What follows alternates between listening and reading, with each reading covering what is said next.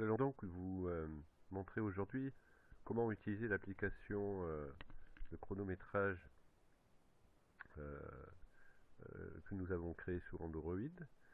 Donc après le clic sur le logo, nous avons accès donc à différents menus.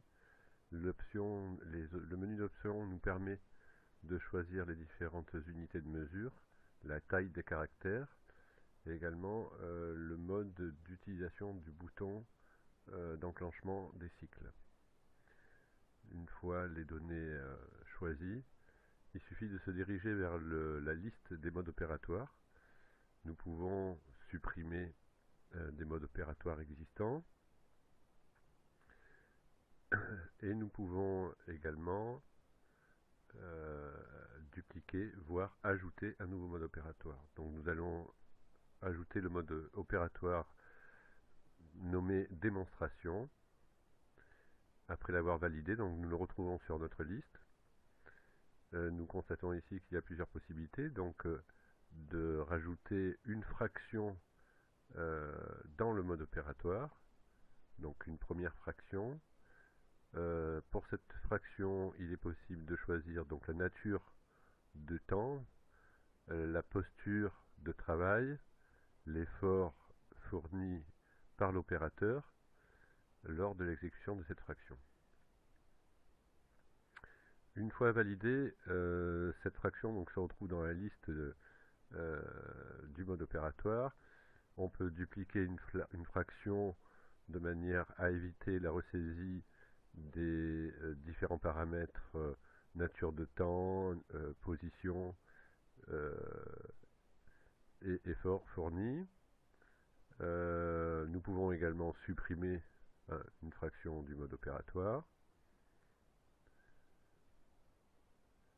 Et donc nous pouvons constituer donc l'ensemble de notre mode opératoire. Donc on va noter ici deuxième fraction dans cet exemple. Donc toujours possibilité de choisir temps manuel, temps technico-humain ou temps machine. Possibilité donc de choisir la posture suivant les critères du Bureau international du travail. Voilà, donc nous allons dupliquer, ajouter une nouvelle opération pour que ce soit bien clair au niveau de l'utilisation lors de la mesure. Voilà. Nous pouvons également constater qu'il est possible donc d'intervertir la chronologie, de changer la chronologie pour faciliter la mesure qui va suivre. Voilà. Donc nous allons donc passer maintenant à la mesure en elle-même, donc effectuer la mesure. Nous retrouvons donc sur l'écran de mesure où il y a un bouton de démarrage de cycle. Nous voyons donc le temps défilé en fonction de l'unité choisie dans le profil utilisateur.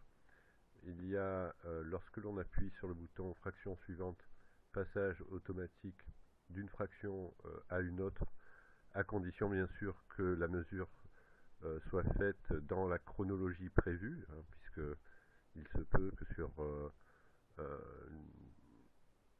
un chronométrage, la chronologie vient à changer. Donc dans ce cas-là, avant de valider sur le bouton fraction suivante, mais on choisira la nouvelle chronologie observée lors du chronométrage. Vous voyez qu'il y a un champ commentaire qui peut être utilisé à tout moment lors de la mesure, s'il y a une remarque particulière pour une fraction en cours. Donc vous notez ici qu'il y a un curseur qui facilite le jugement d'allure en cours de mesure. Donc cette allure peut varier dans cette application de 60 à 140, bien que les plages ne soient pas aussi larges habituellement. Il est possible également d'arrêter une fraction en cours de mesure si il y a quelque chose d'imprévu lors du chronométrage. À ce moment-là, une nouvelle fraction sera créée dans le mode opératoire avec le commentaire associé. Cette fraction ne portera pas de nom, et il faudra la traiter dans le fichier de rapatriement des données.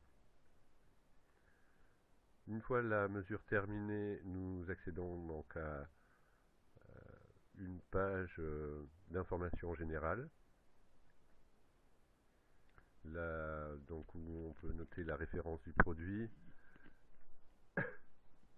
et les particularités de la mesure qui vient d'être réalisée.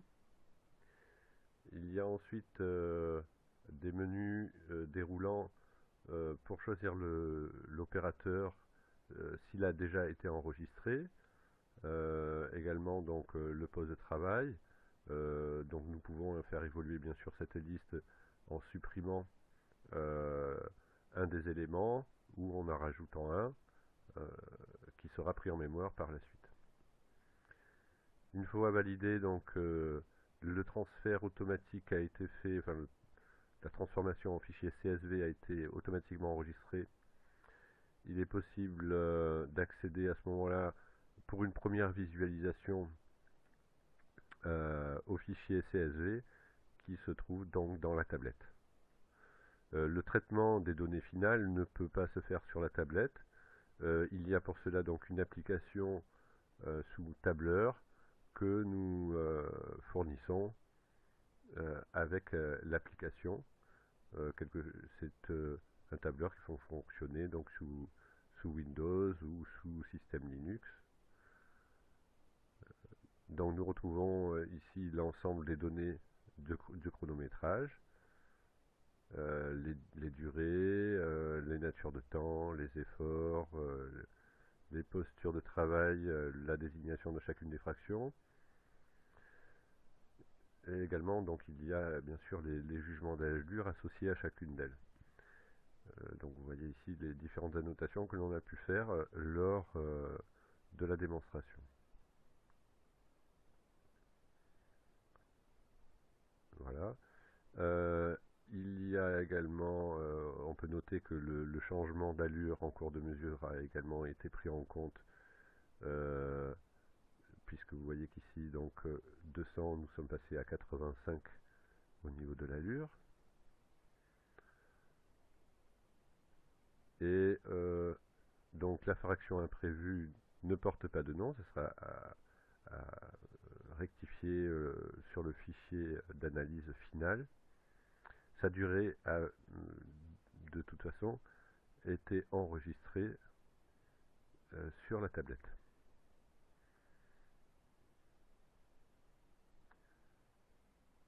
Voilà. Donc bon, sur la tablette, la possibilité que nous avons, c'est également de faire une prévisualisation, mais également un premier tri. Donc il suffit de noter la désignation de la fraction qui nous intéresse pour avoir l'ensemble des durées moyennes, l'ensemble des durées et faire une moyenne immédiate des résultats si on n'a pas possibilité d'accéder directement à son ordinateur de bureau ou son ordinateur portable. Voilà, donc au revoir.